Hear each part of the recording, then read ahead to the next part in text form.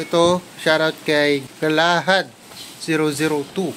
So, nag-comment siya dun sa video natin kung saan nagpalit tayo ng mga Racing Boy parts. So, ito yung tanong niya. Automatic rider. Wala bang sayad, boss? May mga nababasa kasi ako na sayad ang caliper pin ng E-Series using ARM bracket sa 267mm disc. So, shoutout kay Galahad002. Meron tayong ganyang set, actually ganyan yung ginagamit natin. Papakita ko sa inyo.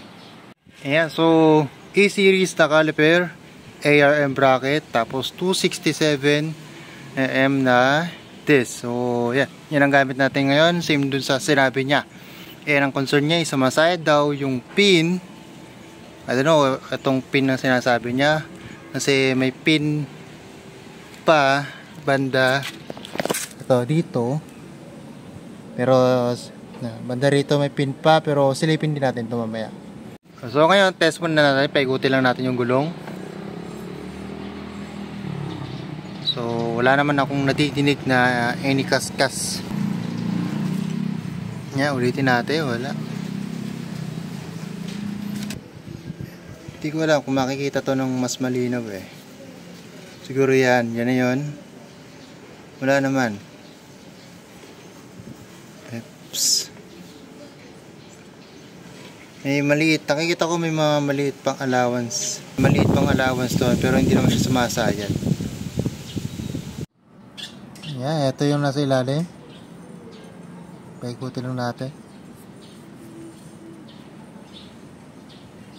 Same lang. Wala rin ako natitinig na kahit ano ingay, kaskas. Binaklas ko para makita natin. Ito yung saan na mag-focus siya. Ayan, yung pin. Yung part na malinis, may part na madumi. Pero wala akong makitang ini parang gas-gas dito. Ito naman yung kabilang side. So, ganun din. Madumi lang. Pero, syempre kung tumatama yan, hindi ganyan kadumi yan dapat. Shoutout din sa mga nangihingi ng link ng bracket. So, ito. Bibigay ko yung link sa description. Check nyo yung link doon. Legit yun ha. Legit ARM siya. Original. Shoutout kay Vince Yabes 8766. Boss, tutorial naman paano natanggal yung stock bracket niyang caliper. Or comment siya dun sa may sa may video kung saan nagkabit tayo ng caliper. So pinalitan kasi natin ng ARM bracket yung Racing Boy E-Series natin. Doon sa E-Series kasi na yun, may kasama siyang stock na bracket o may bracket na kasama na fit sa Honda Click na stock ang disc. So, dahil naka 267mm tayo, kailangan natin magpalit ng bracket. So, ito, kita natin sa inyo. Para matanggal to, itong caliper mismo sa bracket. Ayan. So, ito, yan, allen yan. Hindi ko alam kung anong sukat, pero hanapin nyo lang yung sukat. Pipihitin nyo lang to. Actually, tatanggalin nyo muna to, kasi ito, nahihila lang itong pinaka-caliper sa bracket. Itong pinaka-bracket, nahihila lang siya sa caliper. So, parang ayan. Diba? So, ihilahin lang naman to. Ibubukan nyo lang tong mga boots. Ayan. Tapos, pag nabukan nyo na yung boots, may hila nyo na ito yung pinaka-bracket. And then, ito, matatanggal nyo na rin to gamit ng Allen wrench dito.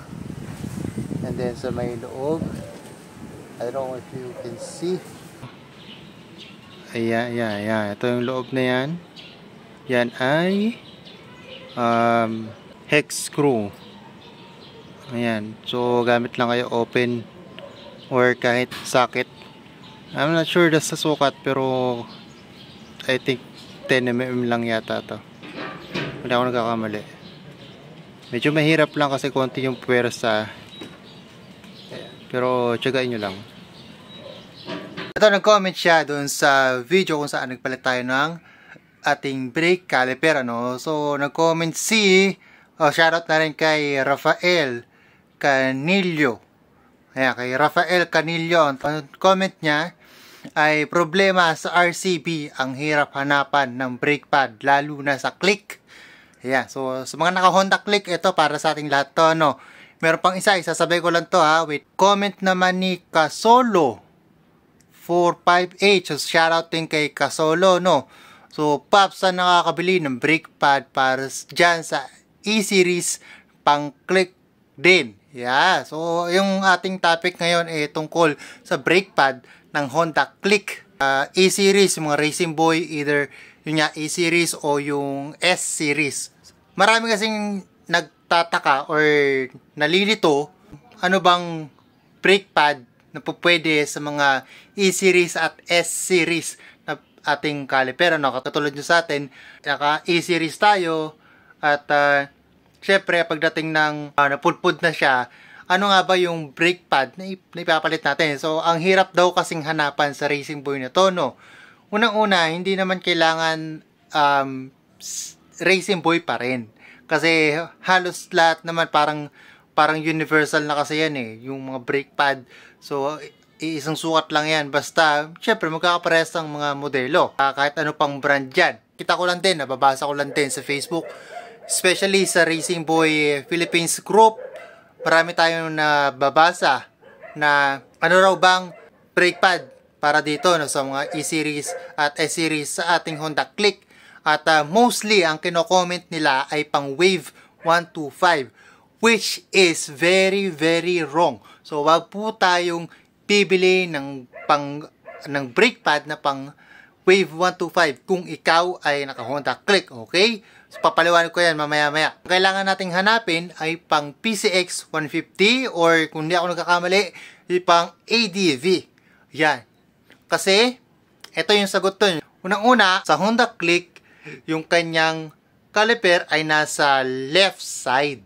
Iba katulad ng Aerox or sa mga Yamaha, Aerox, NMAX, Mio, nasa kanan sila. So kapag sila nagkailangan nila ng brake pad sa E-Series or S-Series, pang Wave 125 ang kailangan nila kasi nasa kanan yung kanilang mga caliper. Sa ating Honda Click, yung ating caliper ay nasa kaliwa. Okay, gets? Hanapin nyo palagi ay pang PCX 150 or ADV kung ikaw ay naka E-Series at S-Series na caliper sa pang Racing Boy, ano? So tandaan nyo na, ikaw ay naka-click at meron kang E-Series na caliper or S-Series na caliper, huwag kang bibili na pang Wave. Ang bilin mo is pang PCX 150. Okay? Good ba yan?